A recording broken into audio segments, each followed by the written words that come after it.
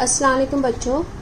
जमात हफ्तुम मजमून उर्दू सबक नंबर 10 शेखुल हिंद मौलाना महमूदुल हसन। प्यारे बच्चों, इसके पहले जो मैंने एक वीडियो आपके साथ शेयर किया था जिसमें ये सब सबक के लफ्ज़ ब लफ्ज़ पढ़ते हुए उसको तफसील से समझाया गया था। इस वीडियो में मैं आपको मानी इशारात और सवाल जवाब के निशानात लगाऊंगी, लेकिन फिर भी थोड़ा सा मैं आपको इस सबक के ताल्लुक़ से ज़रूरी बात ये बता दूं जो पहली बात से हम सीख सकते हैं कि माजी, जैसे कि आपको पता है कि माजी में हमारे मुल्क में अंग्रेज़ों की हुकूमत रही है, लेकिन अंग्रेज़ों की गुलामी के ख़िलाफ़ इब्तिदा से ही जंगें लड़ी गई। सन 1757 में सिराजुद्दौला ने और सन 1799 में टीपू सुल्तान ने अंग्रेज़ों का डटकर मुकाबला किया।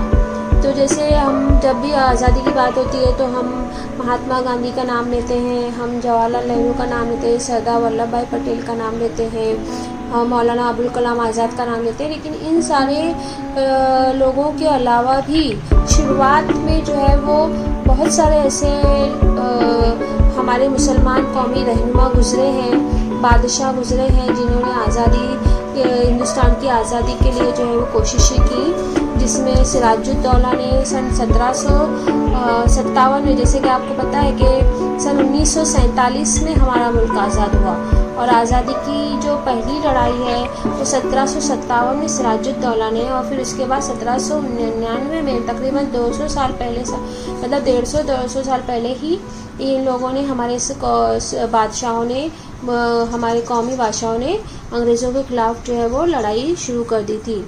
उनके बाद भी मुख्तलिफ आज़ादी पसंद अफराद और ग्रोह ने अपने तौर पर कोशिशें की। सन 1857 में, यानी 1757 की पहली लड़ाई के बाद 100 साल बाद 1857 में अंग्रेज़ों की ग़ुलामी से आज़ादी के लिए हिंदुस्तान ने हथियार उठाए। फिर ये सिलसिला चलता रहा। इसी तरह से कई तहरीकें मुल्क की आज़ादी के लिए कोशा रही, मतलब और कई मुल्क में और बहुत सारी तहरीकें हुई जिनका मकसद सिर्फ एक था कि हमारे मुल्क को आज़ाद करना अंग्रेज़ों के चंगुल से। इन्हीं कोशिशों में एक कोशिश जो है वो मुजाहिद आज़ादी, मतलब आज़ादी की जंग लड़ने वाले जो थे मौलाना महमूदुल हसन थे, जिनकी रेशमी रुमाल तहरीक का काबिल ज़िक्र है। इस तहरीक के 100 साला जश्न के मौके पर दारुल 100 साला मतलब 100 साला जश्न के मौके पर दारुल देवबंद के एक दरवाज़े का नाम भी मौलाना की यादगार के तौर पे रखा गया है। उस दरवाज़े का नाम है उर्दू दरवाज़ा, और ज़ेल के मज़मून में मौलाना की ज़िंदगी और कारनामों का तज़किरा मौजूद है। तो इस तरह से हमने देखा कि यहाँ पे शेखुल हिंद मौलाना महमूदुल हसन के ताल्लुक़ से ये सबक है, और इस वीडियो में आपने इस सबक को बहुत अच्छी तरह से समझा है। अब हम देखते हैं इस सबक में आए हुए कुछ अल्फाज के मानी और इशारात क्या है। पहला लफ्ज़ है मरदुम खेज़, मतलब वो मकाम जहाँ काबिल और बहादुर लोग पैदा हो। ठीक है। उसके बाद है शेखुल हदीस, यानी इल्म हदीस के असातिज़ा के सदर।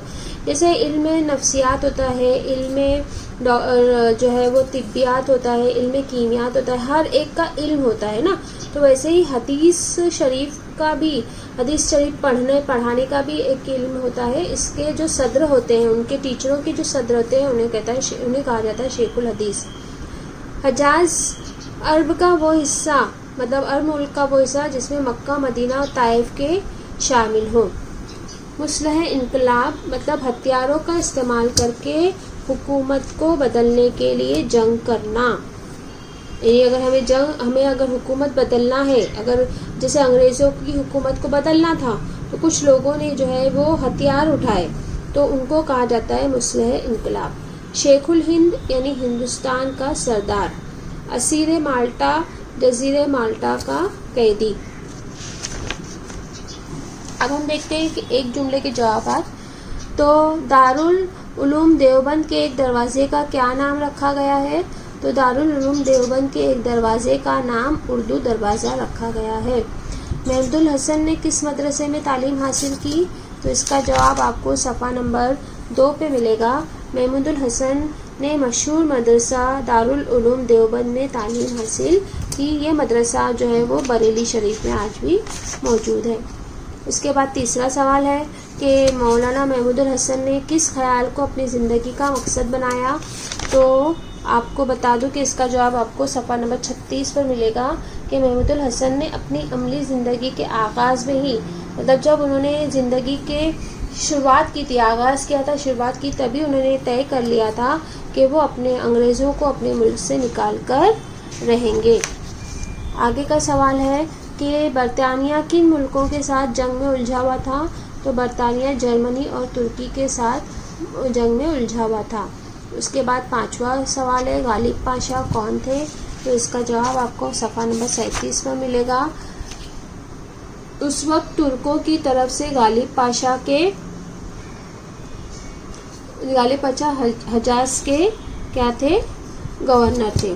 تو اس طرح سے 5 سوال کے جوابات بھی میں نے آپ کو بتا دیے کہ وہ کتاب میں آپ کو کہاں سے دیکھ کر لکھنا ہے.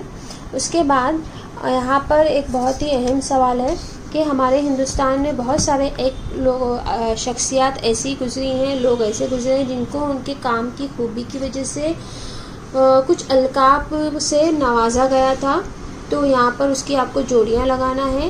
جیسے شاعر انقلاب، مطلب آزادی کے لیے جنہوں نے بہت ساری جو نظمیں لکھی، شاعری لکھی، تو اتنی زیادہ انہوں نے حصہ لیا اپنی شاعری میں، انقلاب کا ذکر، آزادی کا اتنا انہوں نے جوش بھرا کہ ان کو شاعر انقلاب کا خطاب دیا گیا تھا. وہ تھے جوش ملیحہ آبادی. اس کے بعد مرد آہن، یہ لقب دیا گیا تھا سردار ولبھ بھائی پٹیل کو. آہن کا مطلب ہوتا ہے فولاد، اور مرد یعنی سردار ولبھ بھائی پٹیل کو جو ہے وہ لوگ فولادی کہا کرتے تھے. ان کے ارادوں سے، ان کی جسمانی ساخت کی وجہ سے، ان کے خیالات سے وہ اتنے مضبوط تھے کہ انہیں مرد آہن کا خطاب دیا گیا تھا. اس کے بعد بابائے قوم، مطلب قوم کے جو سب سے بزرگ یا جو رہنما ہیں وہ تھے مہاتما گاندھی. تو مہاتما گاندھی کو بابائے قوم کا لقب دیا گیا تھا. رئیس الاحرار جو ہے وہ مولانا محمد علی جوہر کے لیے تھا. اور شیخ الہند مطلب سردار، تو وہ تھے مولانا محمد محمود الحسن. تو اس طرح سے بچوں ہم نے دیکھا. اس کے علاوہ اب ہم تھوڑا محاورے دیکھتے ہیں کہ اس سبق میں بہت سارے محاورے آئے ہیں. تو محاورے کسے کہتے ہیں کہ ہر زبان میں کچھ الفاظ کے کچھ ایسے مجموعے ہوتے ہیں جن کے لفظی معنی تو کچھ اور ہوتے ہیں، مگر انہیں دوسرے خاص معنی میں استعمال کیا جاتا ہے. الفاظ کے ایسے مجموعے کو کیا کہتے ہیں؟ محاورے. ٹھیک ہے بچوں. تو یہاں پر بہت سارے کتاب میں اس سبق میں خاص طور سے شیخ الہند مولانا محمود الحسن اس سبق میں یہ محاورے آئے ہیں اور ان کے یہاں پہ معنی دیے ہوئے ہیں. تو انشاءاللہ آج زوم پر جب میں آپ کا لیکچر لوں گی تو میں کوشش کروں گی کہ ان محاوروں اور ان معنی کو میں آپ کو اچھی طرح سے سمجھا سکوں. ٹھیک ہے. اللہ حافظ.